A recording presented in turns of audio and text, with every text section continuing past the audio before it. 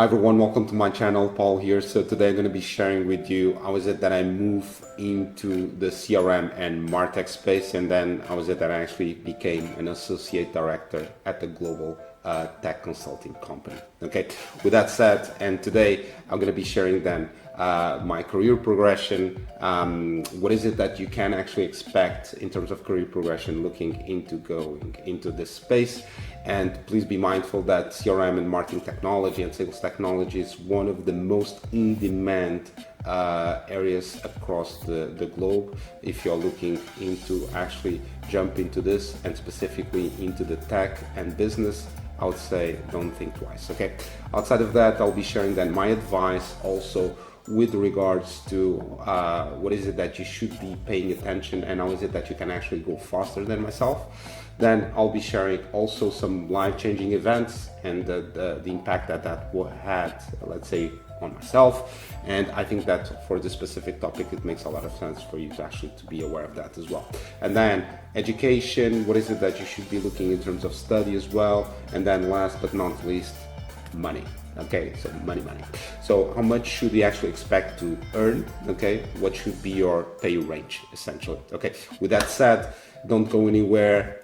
Just hit the like button, subscribe, and join me on this journey if you want to know more about work and life, CRM and MarTech, and also tech consulting. Okay, stick around and let's start the journey.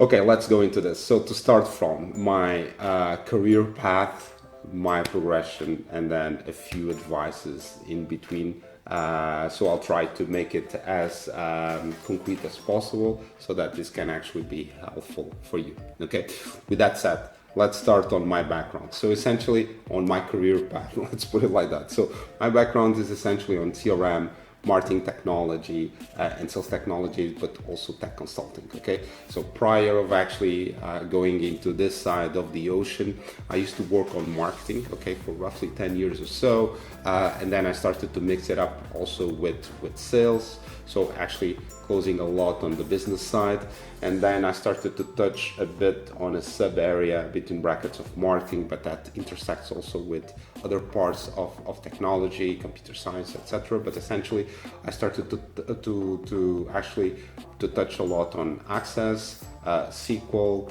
and then Microsoft Dynamics CRM, all of those for CRM purposes. Okay, then I moved into Salesforce, and more or less since 2012 that I've been working on Salesforce across 5 different countries, and since then I've actually rolled it out. I was part of over 40 Salesforce projects. I led 40 Salesforce projects where I was part of that across several countries, so multi-country implementation. Then also that I think it's important for you to get as part of my career path, let's say, that I evolved and started to work a lot with consultancies actually, which I would say that is really a big plus. If you're thinking or you're doubting on doing that, please take a look into my video around that as well. Okay, but going back, so then I started essentially to work on consultancy or with consulting companies for roughly 90% of my time since 2012, in between hybrid roles, but in between the company and customer or end user and the consultancy in itself. Okay, what this allowed me was to learn a lot, okay, from both sides, let's say, but also I leveraged a lot my background on business, and then I continued to evolve. And then I worked also on the consultancy side on IBM, and then I moved into the end user side, so on Glovo. It's a tech unicorn, and then I went up to where I am right now on IQVIA as associate director. It's a consulting company. Take a look into that one if you're looking for fast tracking your work and life. Okay, so with that said, this is a bit my background, let's say my career path. Let's say what was then my progression, let's say. So I started on marketing research, okay, which is a kind of interesting industry but then I evolved more and more towards marketing and sales management. Okay, and there I actually spent a big part of my career. And then I started to take more and more a look into the CRM side of things.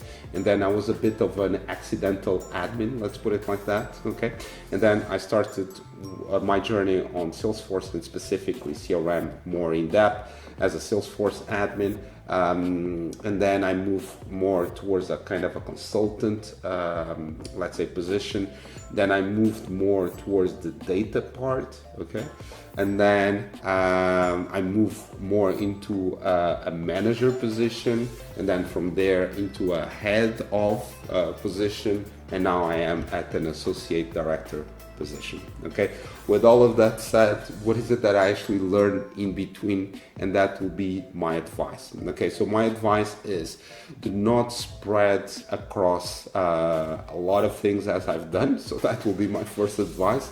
I would say for you to actually concentrate as much as possible on your core strengths, on what is it that you like to do, and then you will get more, let's say, out of your time, and also your evolution will be faster, I would say. So myself, I came to that conclusion, I would say midway between, I think, around 2017 or something like that, when I started to almost like try to guide more my career, and then I started to focus more on marketing, sales and service, because that's my core. And then of course working mostly on projects around product, marketing cloud, sales cloud and service cloud, okay? Then on top of that, I started to understand, okay, that I had, let's say, a good set of managerial skills. So then I started to invest more and more on that, and then investing even more in terms of project management. Okay, so that is my core, my decision, and up to now I cannot say that I regret it. Okay, so, but my advice with regards to this is, please focus on some of the few topics that you are good at, okay, that you love, and then move forward, okay? Do not stretch yourself. So I touched on integration, data, and so forth, which it's good because now I have a very good understanding of data, but it's not really needed if you are not looking for doing that, okay? So that would be my advice. Then for some, I'll say also life-changing events, and I think that I'm a fundamental, for me, I'm a believer that you should actually take a look into what's happening around you, outside of you, and try to leverage that as much as possible, okay? On my case, I had 3 major life-changing events that actually changed my life, and from a professional perspective as well. So from a personal perspective, I would say that I met someone that changed my life completely. Her name is Dora. So she is someone that believes that everything is possible, okay, from a sustainability perspective, and really made me believe that I could go beyond what was expected from me, okay?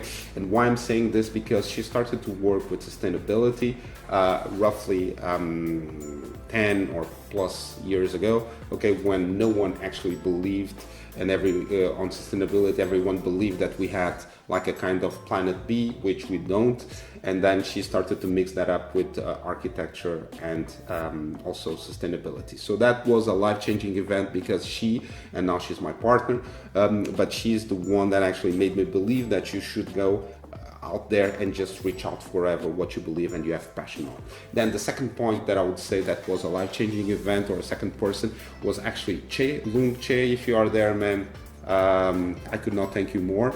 Okay, Che was essentially a kind of a coach that I had, my guru in terms of my introduction into Salesforce. So he was working at Gemini at the time, and then I was lucky enough to sit almost with him for 2 years within the center of competence within the company that we were working at the time. And then I learned so much from him, because I could instantly raise questions, okay? So, and that allowed me to fast track a lot. So that was indeed a life-changing event in terms of my knowledge around Salesforce, and then CRM and so forth. Then the other one that was a life-changing event for me was around having this opportunity of actually going and into a journey into Mozambique and getting to know this person more in detail. That is David. Okay, I'll drop it on the comments below if you want to know more. He studied to be a teacher, then he decided not to do that, and he created essentially an NGO, went to Mozambique to support and help out as many children as possible. So he's a light, he's someone that really, without any kind of help, without nothing, let's say, he turned that into a brilliant NGO, okay, and is really making an impact in Mozambique and beyond. Okay, so those are some of the people that really, really in a nutshell, they really influenced me a lot, and I feel up to now, I would say I feel blessed with the fact that I was able to get in touch with them, actually be part of their capacity of actually believing that anything is possible, and you need to believe that as well. Okay, with that said, to close this point, nothing more to add. Okay, and this is all about career path, my background, my advice, and some life-changing events that actually can touch you as well and make you believe. Okay, stick around for the next one.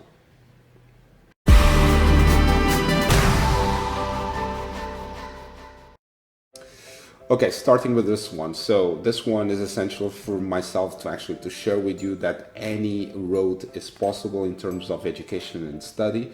You don't need to be coming from computer science in order actually to work on CRM and on tech. Okay, look at myself, I did not done that. Okay, so but this is what I'm going to be sharing with you today. So also to reiterate that you are not your area of study. Okay, you can transform yourself and you can become whatever you'd like to be. Okay, it's important for you to have passion for what you do. It's important for you to understand that you can actually have an impact. Okay, those are essentially the guiding lines of what I do and if I'm happy or not.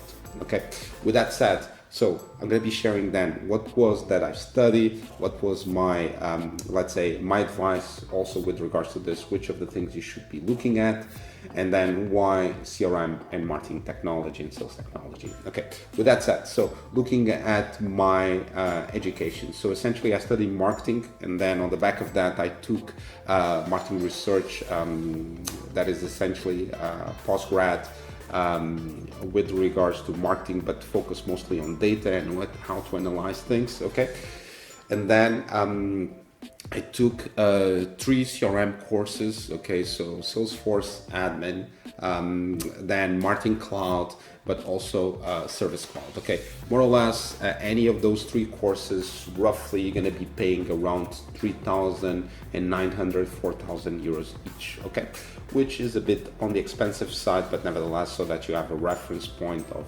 how much do they actually cost. Okay, then moving forward, I took 8 certifications. Okay, 6 on Salesforce, 1 on DevOps, and another one on giving training. Why? Okay, so the ones on Salesforce were essentially focused on the marketing cloud and Pardot sales cloud and service cloud, because that is my core, and I'd like to go deeper and actually understand, leveraging my experiences on the projects, BAU or projects. Then the other point that I've done is essentially to take a certification on DevOps, meaning on the release of whatever we are building in terms of business processes, in terms of marketing, etc. And then how is it that will go into production? So it's fundamental that it actually is delivered with quality. Okay, so for me it's important actually to understand that, so that I can have a more technical conversation with the developers, with the tech lead, with the architect, etc., to make sure that everything is actually as it should. Then the other point that I was going to refer, so I took also a certification on giving training. Okay, why? Because I think it's important for you to communicate well. It's important for you to drive your team, for you to actually to be able to communicate to your stakeholder, but also know how to exchange and share knowledge. Okay, that was my fundamental point with regards to this certification. Okay, so with that said, that is my background in terms of education. Do you need to go into computer science to actually to work on CRM? No. Should you go to computer science or another related technical area to work on CRM? Yes, if you want to. The reason why I took this decision and jumping into why CRM and MarTech was essentially because I was able to combine the business knowledge with the tech knowledge, okay, on the back of my courses and also certifications and all my graduation and effort around marketing and the years that I spent working on marketing and sales. Okay, so for me it was the perfect match because I could actually combine the business side of things with the tech side of things and then have a proper conversation with the customer around marketing campaigns or let's say business processes in terms of sales and not just talking about ones and zeros. Okay, so that's my personal view and perspective. Aside from that, why CRM? CRM has a lot of demand, guys. If you want to know more about that, check some of my videos. I'm going to drop it there, but it's like amazing the amount of work that you're going to get. I moved from a position where I did not have a lot of offer to a position where I'm receiving 1 to 2 offers a month, and you need to pick and choose the ones that you like to go for. Okay, so that is one of the reasons why. So it has a lot of demand. I was able then to combine my consulting skills with project management and then work between projects and business as usual. And then for me as well, as I mentioned, the possibility of actually combining then the business knowledge with the tech knowledge. So that's it. This is why CRM and MarTech has a lot of demand, guys. If you want to know more about it, just check it out. Okay, and then lastly, we're going to be closing on money. Okay, stick around if you want to know more.